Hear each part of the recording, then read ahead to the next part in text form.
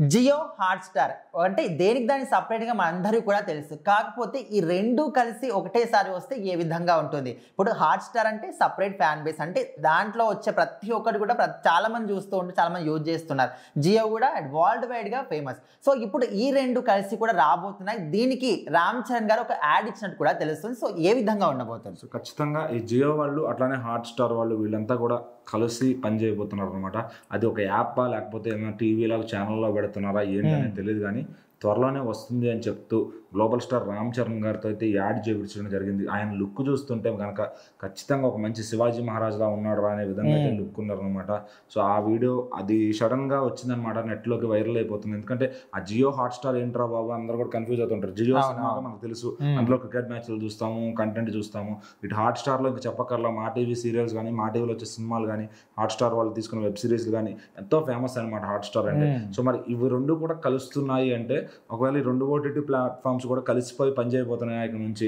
So అంటే వాళ్ళ ఎక్కలు వాళ్ళకు ఉంటాయి కంటెంట్ ఇచ్చే విధానంలో. సో వాళ్ళని కలిపి ఒక ఇదిగా చేయబోతున్నారు ఖచ్చితంగా. వాళ్ళందరూ కూడా ఏదో కలిసి కంటెంట్ తీసుకురాబోతున్నారు. సో మరి దానికి శ్రీకారంగా అయితే రామ్ చరణ్ గారితో యాడ్ చేయించడం జరిగింది.